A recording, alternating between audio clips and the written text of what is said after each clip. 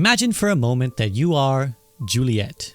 Yes, how wonderful it must be to be born with the face of an angel. Life is pretty good for you. You've just gotten married to the love of your life, Peter, a handsome fellow. The ceremony and reception were wonderful, and you're looking forward to a lifetime of happy memories. But there's one problem. Actually, two. The first problem is that your wedding photographer completely bungled the wedding video, and you might have nothing that allows you to ever revisit those memories. But that's what brings you to your second problem. You see, you know that your husband's best friend Mark had been recording some footage of his own, so you wonder if it's worth asking him about what he's got. But Mark is strange. Despite the fact that he's your husband's best friend, he's been weirdly distant. The two of you have barely said 2 words to one another. Anytime you're in the room, he just seems to creepily glare at you from a distance, and you're coming to the conclusion that he doesn't like you. But you need this footage, so you gather your courage and turn up to Mark's place. You ask him if he has that wedding video and optimistically tell him that you'd like to be friends, since it'd be important to Peter. Mark is being evasive and weird again, denying that he has any footage to give you. But when you yourself spot the wedding tape, labeled and tucked away in a corner of his bookshelf, you decide to take it and play it right then and there. And that's when you see it. Mark has been secretly filming you. Not the wedding, but you, specifically. The entire video, which has clearly been painstakingly edited, is just jarringly close zooms into your face, all from angles that suggest you weren't aware of the obsessed gaze that was being cast upon you. The fact that this was edited and labeled suggests that Mark either intends to or has been watching this back by himself. But before you can confront the implications of what all this means, he rushes out of his own place and leaves you alone with the voyeuristic tape. Several days pass. You haven't heard from Mark or seen him since. It's Christmas time, so you're at home spending an intimate evening with your husband Peter, enjoying your first December as a married couple. Then the doorbell rings, and when you open the front door, there he is. Mark has turned up again. He tells you to be quiet, then holds up a card that says you should pretend it's Christmas carolers at the door. You are completely taken by surprise, and in order to not cause a scene, you go along with his instructions. You lie to your new husband about what his best friend is doing right now. Then, with a fake audio track playing of Christmas carols, Mark unveils cue card after cue card where he declares that he is basically in love with you and that to him, you are perfect. What do you do? This is an unbelievably bad situation to be put in. Here you have a man who you have barely exchanged more than pleasantries with, turning up outside your door to tell you that he's obsessed with you. That somehow, despite spending no real time with you, he's come to the conclusion that you are his perfect woman. Now, call the police might seem like a reasonable answer, but the problem is that this is your husband's best friend. Do you really want to ruin his strongest friendship just days into your marriage? How bad would it look if, as soon as you got married, you start telling your husband who he can and can't see? Would anyone even believe that it's Mark's fault? In fact, would your husband even believe that Mark is doing all this? After all, they've been friends longer than you've been dating. And because he has this intimate access to your life, and because he has this intimate access to your husband, he will always have access to you. How do you handle this situation? Well, if it's a classic rom-com, you do this. You kiss him. You kiss him because in the bizarre alternate reality of Hollywood, this is considered romantic and sweet behavior from Mark. And herein lies the problem with the toxic myth of grand romantic gestures. They are completely devoid from reality. Through these elaborate, usually public displays of romantic desire, we are shown time and time again that men are not only justified in whatever means they take to pursue a woman, but that in fact, the greater the lengths they go to, the more admirable and romantic it is. The idea is so universal that there must already be countless other examples that spring to your mind, but the grand romantic gesture is a bunch of nonsense. It does not work the way movies and TV shows make you think it does. We'll talk about why in this video. And yet its popularity in media has conned generations of people into thinking that it's not only a legitimate approach to relationships, but an effective one. And I can say that because I was one of those people for the longest time. When I was younger, I too was convinced that there was this formula, this code of things you could do or certain words you could say that would generate romantic interest where none existed. But that's not how reality works, and as a form of penance, I want to talk to you about the dangerous myth of the grand romantic gesture. So we'll start by ruining everyone's favorite Christmas film, Love Actually.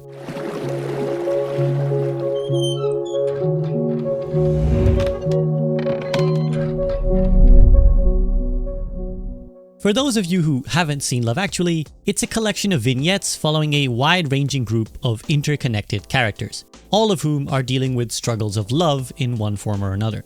There's the British Prime Minister who falls in love with his assistant, a writer who falls in love with his maid, a boss who falls to temptation from his secretary. Wait, are we sensing some sort of pattern here?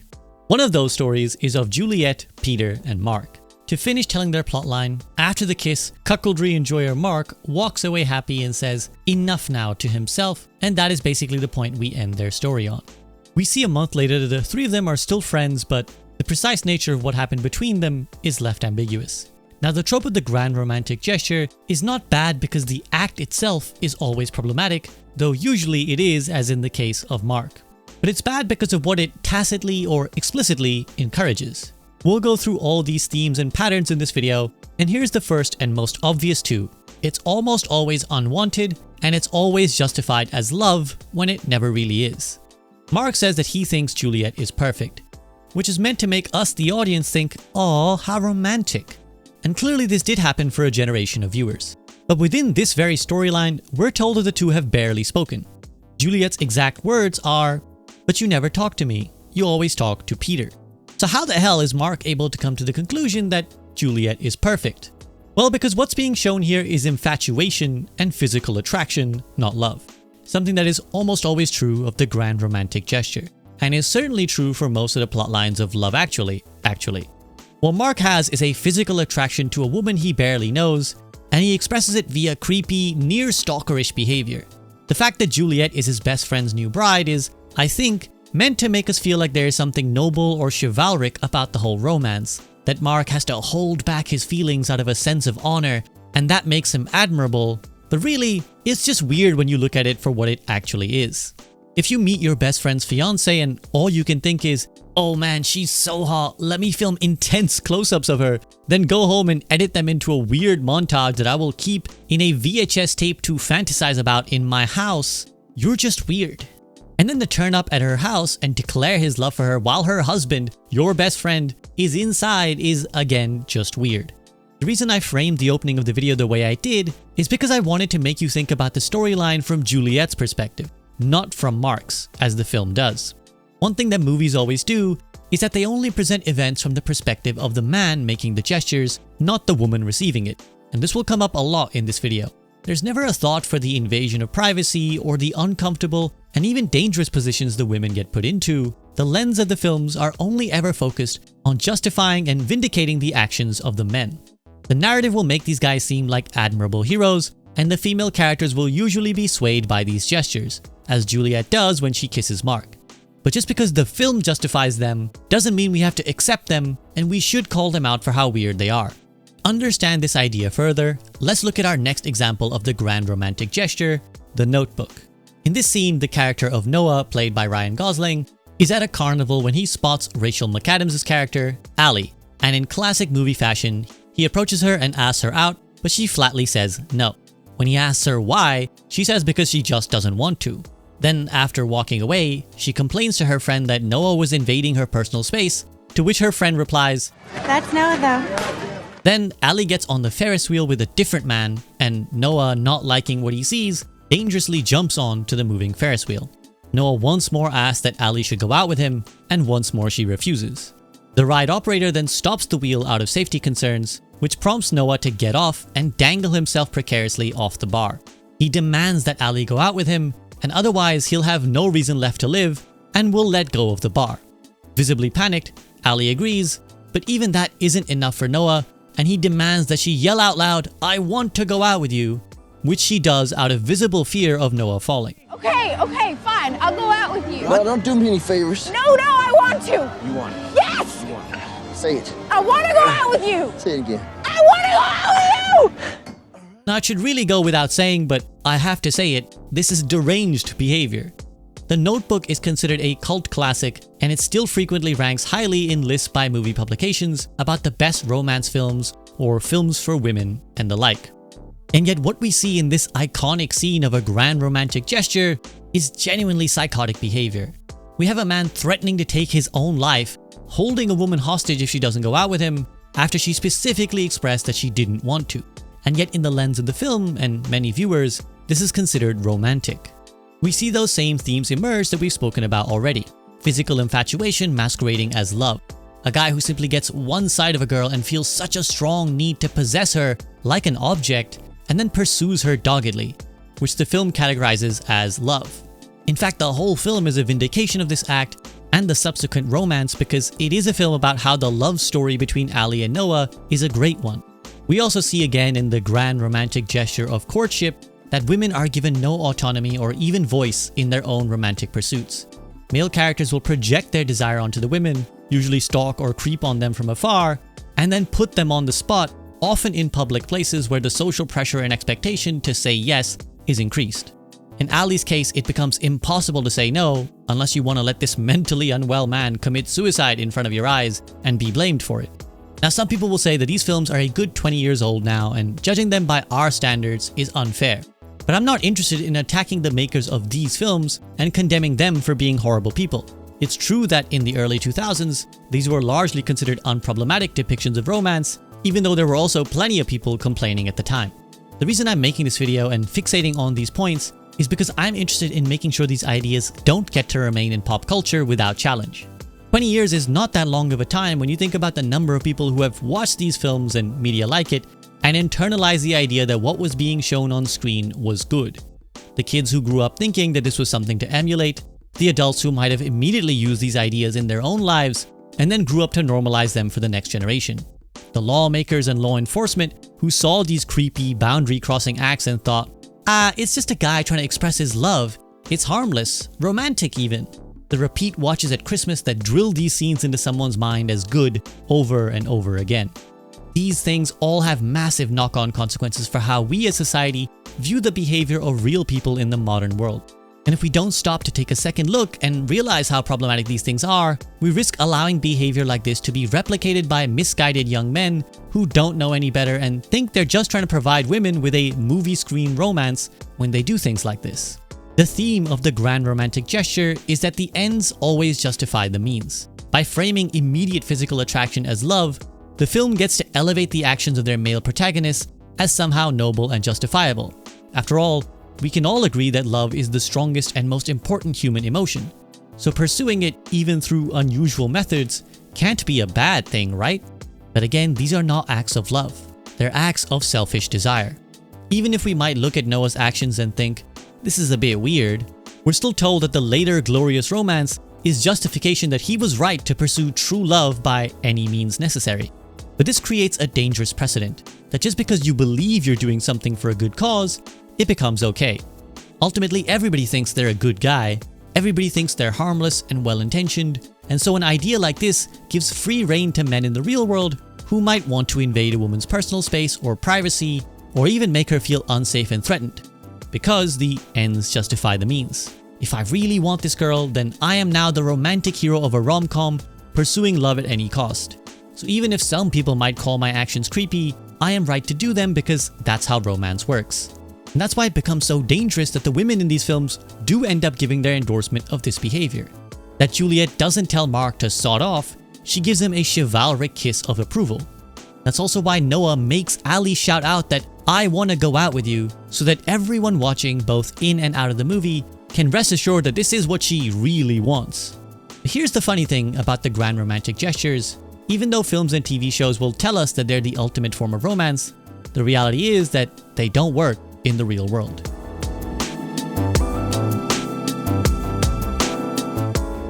Time and time again, scientific research has shown us that the key to a happy romantic relationship is not grand gestures, but actually small, mundane acts of kindness. For example, one study from the Open University in the UK wanted to look into what couples prioritize as indicators of happiness in their relationship. That study found the following. Saying thank you and thoughtful gestures were prized most highly by all participants. Recognition of time and effort required to complete the everyday mundane tasks which underpin relationships and the smooth running of a household was also highly valued. The study then goes on to add, surprise gifts and small acts of kindness were valued highly, with a cup of tea being singled out as a significant sign of their partner's appreciation. Bouquets of flowers and boxes of chocolates were seen as less important than the thoughtfulness behind the gesture. Now, the sheer Britishness of a cup of tea being the single greatest thing you can give someone aside, What's clear from the research is that it is the little things that count. Even when there's some surprise or gift involved, the important part was that someone did something thoughtful or did something specific to your needs and likes that show they care about and understand you. Now, some might argue that grand romantic gestures don't preclude this kind of behavior. You could do both. But what that argument misses is not only the depictions that we get in Hollywood, which fixate purely on gestures and not the everyday kindness, but also that the feeling of intimacy and being appreciated are not something that spring up overnight. Researchers John and Julie Gottman, whose work is considered some of the most foundational in the field of couples counseling, describe kindness as a muscle. If you think about training at the gym, you can't just walk in and start lifting 200-kilogram weights because you feel like it. You start small, you build your strength, and you slowly lift heavier weights over time. The small gestures and kindnesses that keep a relationship together work in the same way. One big gesture will not suddenly make your relationship wholesome and together.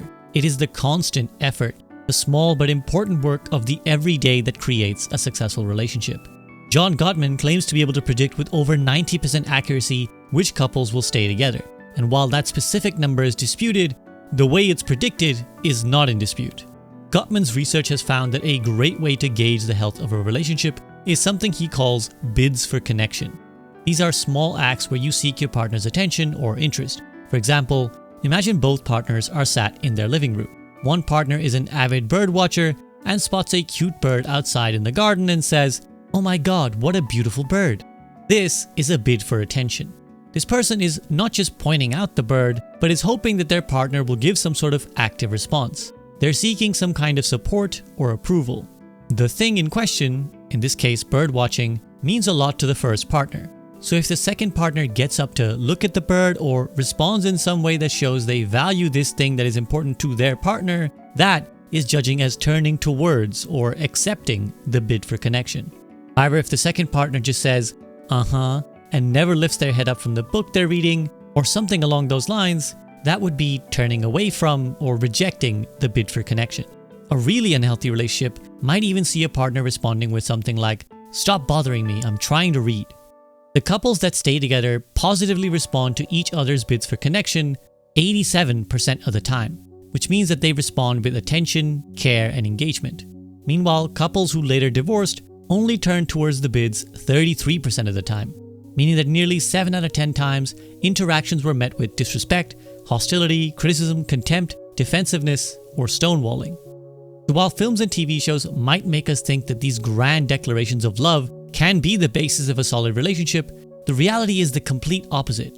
It is only by doing the little things, the daily mundane work, that you can build to a place where your relationship is healthy enough to also accommodate fun gestures and surprises. If you don't have the foundation, you cannot jump ahead to the finish line. So bear that in mind as we talk about our next stage of the grand romantic gesture, the one I'll call the "I screwed up." I call it this because, unlike the examples we've previously seen, these do not come at the start of romantic pursuit. These come once the two people have already tried and failed to get a relationship started, primarily because the guy has done something to mess things up. This is when he'll employ the "I screwed up" romantic gesture to win her over, and that's also why it's important to remember what I just mentioned about how healthy relationships work. In my previous video, I spoke about the phenomenon of pickup artists and how their influence had a hugely damaging effect on sitcoms. To that end, I spent a large chunk of time talking about the show How I Met Your Mother and its various problematic elements. Well, one thing I didn't talk about a lot in that video was the use of grand romantic gestures, particularly from the character of Ted. For those who haven't seen the show, it follows the story of Ted, who is narrating to his kids the story of how he met their mother. But to do so, he tells them the entire history of his dating life in New York in his 20s and 30s, which involves many tales with his friends Barney, Marshall, Lily, and Robin. Now, one of the running themes of the show is that Ted is presented as this optimistic, starry-eyed romantic who is noble and admirable in the way that he both pursues and believes in true love. Most of his major relationships in the show involve him pulling off some sort of grand romantic gesture to win over the girl, and importantly for the context of this video, will come after she has explicitly told him no and that she doesn't want to be with him. This happens with Victoria, with Stella, and the character that this most recurs with is Robin, who in the first episode of the show is introduced as a woman he is so smitten with that he tells her he's in love with her on their first date. After that screw up, he and Robin agree to be friends and Robin joins the wider crew, becoming your Aunt Robin in the narration to his kids. But Ted continues to harbor feelings for her and keeps trying to win her heart over the course of the first season. This is where we'll not only see those same themes we've already spoken about in this video, like the mislabeling of instant physical attraction as love, but we'll also add a few more over the top. The key moment we should talk about comes towards the end of the first season. At this point, Ted has been seeing a girl named Victoria, another woman who told him she didn't want to be in a relationship with him, but he won over by tracking her down anyways. Jealous of Ted and Victoria, Robin realizes that she actually does want to be with Ted now, another toxic media trope that could warrant a video of its own, but will stay focused. Victoria moves to Germany for a fellowship, and this is when Ted finds out that Robin is now into him. So he turns up to Robin's apartment and tells her that he broke up with Victoria so that the two of them can finally hook up, even though he actually hasn't done this and merely plans to do this later on. Of course, in dramatic TV fashion, Ted excuses himself to go to the bathroom before anything can happen, but leaves his phone in the living room, and by the time he comes back, Robin has answered a call from Victoria and learned that Ted has in fact not broken up with her. So an angry Robin tells Ted to leave, and the two have a frosty relationship for a while before once more settling into being just friends. This is when we get to our grand romantic gesture at the end of season 1. Ted once again decides that he wants to win over Robin and tells his friends, "One more time, one more big, beautiful, stupid romantic gesture. And then, whatever she says, yes or no, that's it. If it's yes, great. If it's no, then I am done going after Robin forever." So he asks Lily for the spare key to Robin's apartment and then waits for her when she's coming home from work one day, having flooded her apartment with roses and a string quartet, all holding blue instruments, which is an in-joke to their first date when Ted pulls off a different grand romantic gesture by stealing a blue French horn that she liked so that she'd give him another chance back then. God, exhausting, isn't this?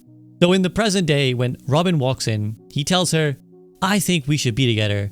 What do you say?" And a clearly uncomfortable Robin tells him she needs to use the bathroom really badly. When she comes back into the room, she's still visibly unhappy with the presence of strangers in her house, understandably, and asks to speak to Ted privately. Once they're alone, the two argue back and forth about the wiseness of them getting together, where Robin expresses a bunch of practical concerns for them not making a good couple, like their different goals in life, and the fact that Ted wants kids while she doesn't. Ted, however, dismisses all of them and just tells her that none of that matters. An overwhelmed Robin tells Ted that she needs time to think about all this, to which Ted demands that she give him an answer right now because he can't keep doing this. "No, I'm sorry. I can't do this anymore. I need an answer." Take a note of this for our later discussion. Robin replies that if you want me to say yes right now, I can't do that. And Ted says that if it's not a yes, then it's no. Robin finally says, "Then I guess it's not meant to be," and the scene ends. Cut back to the bar, and Ted's friends all console him for giving it a good shot and tell him that now he can finally move on, which prompts Ted to slam his fist into the table and declare, "Screw that, this ain't over.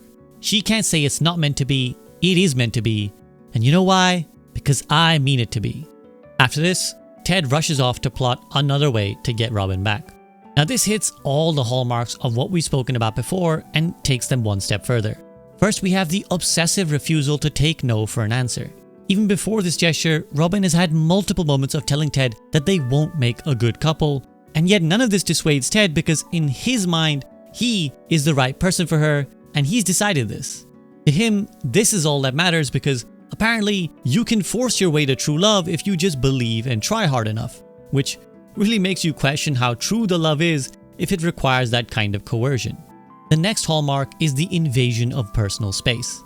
It's really glossed over by the show, but Lily giving Ted the key to Robin's apartment is a huge violation and something that would make most people feel really uncomfortable. Because again, this is a guy you've had a tense and awkward relationship with, now getting unfettered access to your home while you are gone without your knowledge. Which is already strange and creepy enough, but on top of that, he puts 4 strangers into your home to jump scare you when you walk in. Which brings us to the next toxic pillar of the grand romantic gesture, putting someone on the spot. Much like Noah's act in The Notebook, Robin is asked to make her decision in front of judging strangers, which obviously puts pressure on someone to say yes. But even when those guys are removed from the equation, Ted doesn't give Robin the chance to just think things over. He demands that she give him an answer now, which is another tactic to try and pressure someone into giving in because right now they'll be more easy to sway in your favor while they're potentially swept up in the emotion of it all. And if you can make her say yes once, then she's functionally trapped because she's committed to a yes and can't back out after that. And you could have argued that Ted's statement is earnest and valid, that it was too hard for him to keep in limbo, and that's why he's asking for an answer right now. But we can see that that's actually nonsense by the literal next scene, which proves the toxic ideology of this kind of guy that the writers are subconsciously betraying, I think. He clearly doesn't care about the limbo. He doesn't want to stop pursuing Robin, and he doesn't care about even Robin's opinion on that matter. All he cares about is claiming this victory, to possess Robin as a conquest that justifies all these lavish gestures. This is why the ideology of the grand romantic gesture is so toxic and pervasive. Time and time again, writers will portray this kind of thinking, relentless, dogged pursuit, even in the face of flat-out no's, as romantic. Time and time again, we are presented with characters like Ted, like Noah, like Mark, and told that these guys are sweet and romantic and admirable and something that the world could do with having more of. But in reality, when you strip away the rose-tinted camera lens, what you have is men who just don't care about women's consent. They don't care about their boundaries, they don't care about their safety, and they don't even care about their opinions. They have decided that it must be, so it must be. The woman's role is to just relent and to be the thing that gets claimed. It is meant to be, and you know why? Because I mean it to be. And again, the show vindicates Ted because later in this very episode, the two do end up getting together. This is why I call the I screwed up the next stage of the grand romantic gesture, because unlike the I saw her and had to have her version of this trope, which comes early on in the romantic relationship, this one comes when the guy is about to successfully bag the girl but does some really bad thing which makes her reconsider her decision. In this case, it's that Ted was about to cheat on his girlfriend to get with Robin. Thus, rather than the romantic gesture just being used to seduce the woman, the I screwed up is also meant to act as a cover, to distract from whatever bad thing the guy may have done and cover it up with gifts and bold declarations of love, which, as we've spoken about, is not what is actually valued by people in healthy relationships. Another famous example of this is in Friends when Ross and Rachel are first about to get together. In a similar way to Ted and Robin, at this stage of the show, Ross is desperate to be with Rachel, who, for her part, is not at all interested in being with him because of how he's treated her in the past. At one point in this episode, she's talking to another guy at the coffee shop when Ross jealously scares the guy away and then says, "You're welcome, I was saving you." Annoyed, Rachel tells him, "I am not yours to save." To which Ross replies, "You are." Once more continuing the theme of men feeling ownership towards the women they desire, even when that desire is not reciprocated. But since Ross is still not getting it, Rachel has to tell him in no uncertain terms, "We are never gonna happen, okay? Accept that." Now, in the case of this episode, there's something unique in that the grand romantic gesture was done in the past, but the use of it from a writing perspective is exactly the same. The gang watch a VHS tape of Monica and Rachel's prom, where it seems like Rachel's date has stood her up. Stepping up as the knight in shining armor, Roz, who even this far back has a crush on Rachel, gets dressed and ready to be her date instead, which is when he's hit with the bombshell that Rachel's date did in fact show up, and the two couples rush out to their prom, unaware of what Roz has done, leaving him devastated. After seeing this, Rachel in the present day walks over to Roz and kisses him, indicating their relationship is finally going to be a thing. Now look, I know that media like this is often really cherished and beloved, and I didn't get into making video essays to make people feel bad. I want the opposite actually. So if you love Friends, I have no problem with this. You can even love this episode or any of the other scenes we've spoken about. Often in isolation, each of these depictions isn't that bad. What happens in this Friends episode doesn't feel like a huge red flag. The problem is that these tropes become so common that the underlying message and worldview gets normalized. And that's what becomes so dangerous. Time and time again in media, the lesson we see presented is this. If you're a man, you should pursue a woman you want relentlessly. Do whatever you need to do, big or small, it's all justified under the umbrella of love. And most importantly, do not listen to the woman herself when she says she doesn't want you. In all these examples, we've seen women explicitly tell a guy they are not interested in them, only for the guy to plow on regardless. We all know on an anecdotal level that there's this huge myth in media that women use doublespeak, that they say one thing and they mean another thing, This is such a dangerous idea that gets thrown about really casually. Coupled with that is this idea of romance that women like to pretend they don't want guys but secretly do. Even when Rachel says it will never happen. Again, never. That just means you need to do one sweet romantic thing and she'll be putty in your hands. Now, do some people do this kind of crap? Do some people play games, use doublespeak, and want you to pursue them when they say they don't? Sure. But that is not universal to women. That is just a selection of strange people you should probably stay away from. Now, I'm not even trying to attack people who fall for these ideas because they're so common and deeply ingrained into our media culture. I know because I fell for all of these growing up. I loved these shows. I loved this idea of romance being this big grand thing where nice guys can triumph through sheer earnesty and perseverance. I remember the first time I asked a girl out as a 17-year-old, a girl I had a hopeless crush on. And when she said no, my takeaway wasn't that she must not want me. My takeaway was that I must not have done it right. I kept running over the incident in my head and wondering what other words I should have used, what combination of phrases and declaration of my unyielding love for her might have instead worked. Now, thankfully, I was too scared to ever ask her out again, but that was the lesson I took from TV and movies. The lesson I actually learned in the real world is a simple one that every adult should understand. If someone says they're not interested in you, they're just not interested in you. And it's not about what you said or how you asked them, it's because they're just not into you. So to hopefully put the final nail in the coffin of this toxic trope, I want to talk about the last stage of the grand romantic gesture, the one that comes after it's all fallen apart. And to do that, we'll talk about a film that encapsulates all the red flags we've spoken about up until this point, Crazy Stupid Love. Crazy Stupid Love is a 2011 rom-com with a star-studded cast featuring Steve Carell, Julianne Moore, Emma Stone, and Ryan Gosling, amongst others. It's also the perfect manifestation of all the tropes we've spoken about up until this point, and rounds off the final stage of the grand romantic gesture, what I'll call the please take me back. This is a grand romantic gesture which comes after a long-term relationship has already ended, but the guy isn't prepared to let it go, though we'll see the other stages crop up too in Crazy Stupid Love. The plot follows Cal, married father of 3, who, at the start of the film, is sent reeling when his wife Emily tells him that she not only cheated on him, but also wants a divorce. He's forced to move into a cruddy new apartment, and a devastated Cal takes to drinking away his troubles every night at a high-end bar. Here he meets Jacob, who for his part is a charming womanizer. Sickened by Cal's perceived lack of masculinity, Jacob decides that he's gonna teach the divorced dad how to be a man. Which means teaching him all the standard alpha male degrade women BS we've spoken about before on this channel.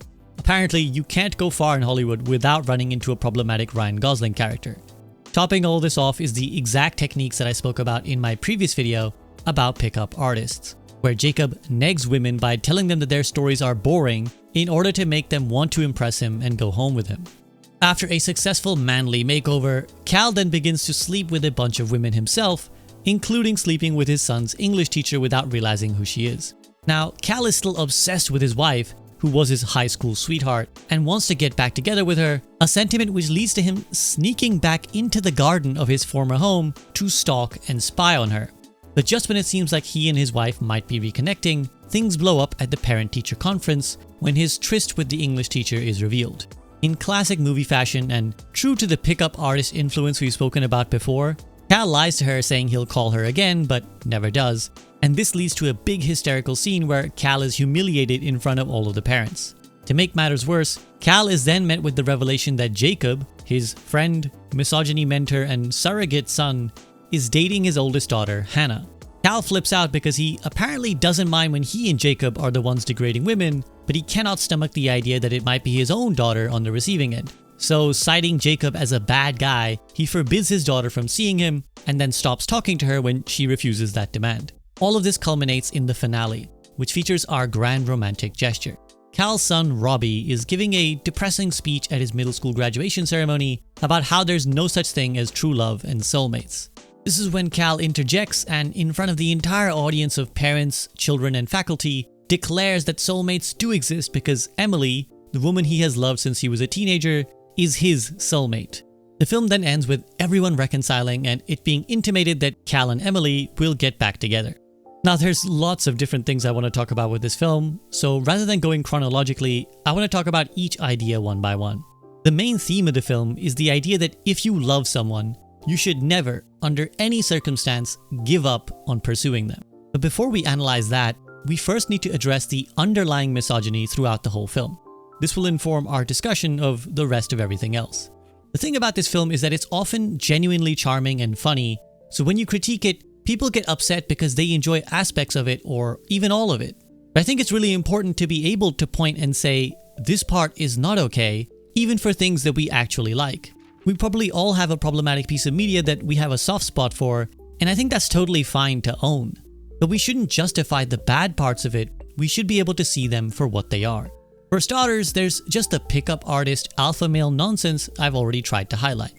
The film tries to make out that Cal's problem, and the reason he ended up divorced, is that he wasn't manly enough. Ryan Gosling's character straight up says this, and Cal accepts that worldview. Your wife cheated on you because you lost sight of who you are as a man, as a husband, and probably as a lover. You're right, that's meaner. Now later on in the film, after Jacob falls in love with Hannah, he does come around to the idea that love is amazing and worth pursuing, unlike his previous womanizing ways. But the film is also very clear that the makeover and the tactics that Jacob teaches Cal do make him a better, more appealing man.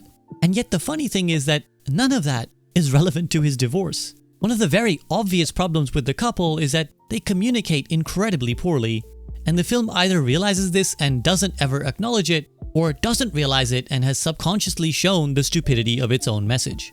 In the very first scene of the film, Cal and Emily are at a restaurant, and as Cal is making small talk, Emily just blurts out that she wants a divorce. We then cut to them sitting in silence in the car before Emily finally speaks up and asks Cal why he isn't reacting, why he isn't talking, and tells him how she's constantly struggling to reach out to and connect with him. Aren't you gonna say anything? Almost 25 years of marriage and you have nothing to say? Emily carries on rambling and adds that she cheated on him with Kevin Bacon's character, David.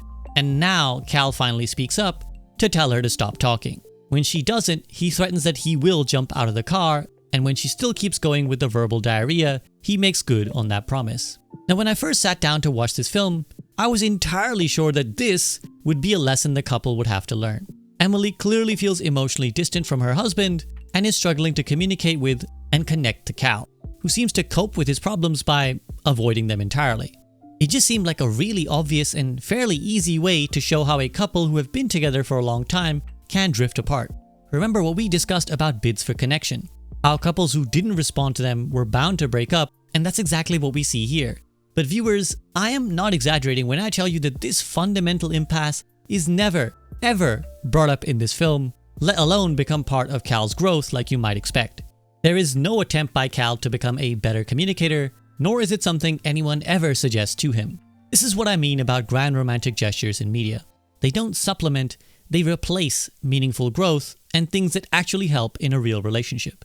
The focus is always on superficial things, like the tactics you use to pick up women or the public gestures of love you make, rather than the things we know actually matter. Mixed into this is the next major theme that we've already flagged up in previous sections, ignoring the woman's consent.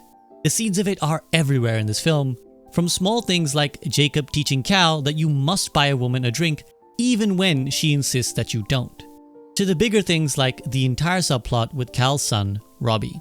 I haven't mentioned this yet because this is a whole bizarre mess we're gonna need a bit of time to dive into. The three major plot lines in this film are Cal and Emily's failing marriage, Jacob and Hannah's romance, and then 13-year-old Robbie's pursuit of his 17-year-old babysitter, Jessica. Now, of course, this is a comedic film, so we can't take everything at face value. A lot of this plotline in particular is played off as unserious and silly, but it's also dripping in weird, problematic behavior that gets justified as admirable. At the start of the film, Jessica accidentally walks in on Robbie masturbating. A few moments later, Robbie comes down and tells Jessica that he masturbates to a picture of her every time and that he's in love with her. Jessica is not only visibly uncomfortable, but explicitly tells Robbie to stop. Whole time. Stop it. I am actually begging you to stop it. And I know you're 17. For the next 2/3 of the film, Robbie is relentless in his pursuit of Jessica, telling her again and again that he loves her, despite how clearly she doesn't feel the same. At one point fairly early on in the film, she texts him, "Robbie, please stop. you are making me very uncomfortable. And yet a few scenes later, Robbie is talking to David, the man his mother cheated on his father with, and he basically summarizes the film's entire motif in what he says to him. In the end, she winds up back with my dad. He's a better guy than you are, in every category, and she still loves him. He's not gonna give up on my mom, just like I'm not gonna stop sending Jessica text messages that make her feel uncomfortable. Now, if it's not clear, this is meant to be a hell yeah moment for the viewer. We are explicitly meant to not like David's character. He's portrayed as a bit of a loser, and there's a running gag throughout the film about mispronouncing his surname, Lindhagen. When Robbie tells him that Cal is better than him, we're meant to be cheering for both father and son.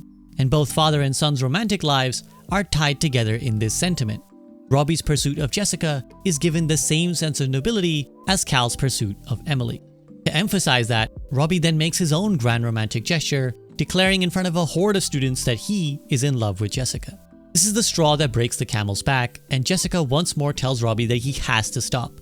This time though, she adds that she's in love with someone else. And in a move that inadvertently mirrors real life, this is what makes him finally stop, at least for now. A lot of women watching will relate to the idea that you can often only get a persistent guy to stop when you bring in the threat of another man into the picture. Also known as the "I already have a boyfriend" defense. Despite this, Cal now comes in and tells his son that he shouldn't be giving up on chasing after this girl, making it very clear that the film doesn't see Robbie's pursuit as frivolous, but rather part of the film's entire message about relentlessly pursuing women. Of course, what Cal doesn't realize, and what I haven't told you about yet, is that the man Jessica is in love with is him. Now this also results in a bizarre plot point that you can tell the writers thought would make for a hilarious set piece. Desperate to win over Cal, Jessica asks a classmate who is notorious for dating older guys for advice on how to make Cal see her as a woman and a romantic option. The response she gets is to, I quote, force his hand by sending him nudes. This results in a scene where Jessica puts these nudes in an envelope with Cal's name on it, which her mother finds and assumes the worst, prompting Jessica's father to rush over to Cal's house to beat him up. This, while Hannah has just brought Jacob home to introduce to her family, and Cal is already freaking out about that. So it results in this funny scene where all hell breaks loose, David Lindhagen turns up for good measure, and there's a brawl that results in the police being called. It's also at this point that Robbie learns that it's his father that Jessica had a crush on, and he stops talking to him for this perceived betrayal. So this provides you all the context you need to now understand that speech at the end of the film where Robbie is depressingly declaring that soulmates don't exist because he thought at 13 he'd found his, Jessica, but that was all a lie. This is when Cal interjects to say that he met his soulmate Emily in high school too. So Robbie is not wrong to think that he's found his soulmate even though he's so young. Emboldened by this, Robbie then declares proudly, "I still love you, Jessica," which results in a bunch of cheering from the crowd and a smile from Jessica herself. And if that wasn't vindication enough of already weird behavior, it's about to get a lot creepier. Outside, Robbie tells Jessica that when he gets older, he'll look like his dad, which means that one day Jessica will fall for him. Because the theme of the film needs Robbie's relentless pursuit to pay off, Jessica now encourages Robbie and gives him a graduation present, which are the nudes she took for Cal. I never want to hear about how teaching kids about queer identity is somehow sexualizing them when Hollywood movies present a 13-year-old straight kid getting nudes from an almost adult woman as a somehow sweet and wholesome ending. So, to take stock here, we see the box ticking of all the troublesome things we've already talked about. When you make a relentless pursuit seem romantic, it makes literally any amount of harassment and creepiness and violation of boundaries acceptable. Not just acceptable, but noble and sweet. The truly dangerous precedent here is that the signs of a woman not wanting you are exactly the same as the signs of her actually just needing more convincing. No matter how much women say, "Stop, leave me alone, I don't want to be with you, we'll never be together," the grand romantic gesture argues that it's all just pretense. It's this fake defense that women use almost as a filter to weed out the guys who aren't romantic enough to keep pursuing them. Women don't know what they really want. Their female brains are too silly to get it. You, as the determined man, have to keep at it, and eventually they will see that you were right all along and you two are meant to be together. Only if and when you decide that it's over, is it over. It is meant to be, and you know why? 'Cause I mean it to be. So that's why I have such a problem with the grand romantic gesture. In isolation, it's great, and we should all do sweet things for our loved ones. But in the way this trope is usually depicted, whether that's in the start, middle, or end of a courtship, it's almost always done to justify some weird, toxic, or dangerous behavior. What we really need is more depictions of the things that really matter. Of people working on the everyday acts of kindness. Of understanding their partner and taking an interest in the things that matter to them. Of people showing growth in becoming more attentive and thoughtful, not more elaborate. So if you're wondering what the best form of romance is, it's not ignoring your partner all year round and giving them an expensive bouquet on Valentine's Day. The key to success is more likely a cup of tea brought straight to their hands every morning. Thank you for watching this video. If you've made it all the way to the end, then let me share the secret to making me happy. I would be delighted if you'd consider supporting this channel directly. As you can see, these videos contain no corporate sponsorships because I don't want to have to rely on selling you shady products to make a living. But that means I miss out on potentially thousands of dollars of revenue in the process. So if you'd like to support content like mine and keep it authentic and ad-free, then please consider giving whatever you can via a monthly subscription through Patreon or a one-time donation if you prefer via PayPal. The links to both of them are in the video description. Your donations also ensure I can keep this channel afloat during the long time it takes to research, script, and edit these videos and fight the copyright battles that take place constantly when you do media analysis. My last video had to wait an extra 30 days to be made public while I fought dozens of copyright claims from the owners of How I Met Your Mother. Patrons were given access to this video early, so do consider signing up, and I'd like to take this chance to extend my deepest gratitude to my current patrons and everyone who has donated to this channel. Apart from that, you can keep up with this channel by subscribing and making sure you have the notifications on so that you don't miss a new upload, or by joining my Discord server. There's also my live stream on Twitch where you can catch me playing some chill video games for a couple hours on most days. Whatever works for you, I'm delighted to have your presence here, there, or anywhere really. Thanks again for sticking around all the way through the video. I'm so truly grateful. Do check out the other videos on this channel, but for now, I hope to see you soon, and I hope you have a great rest of your day.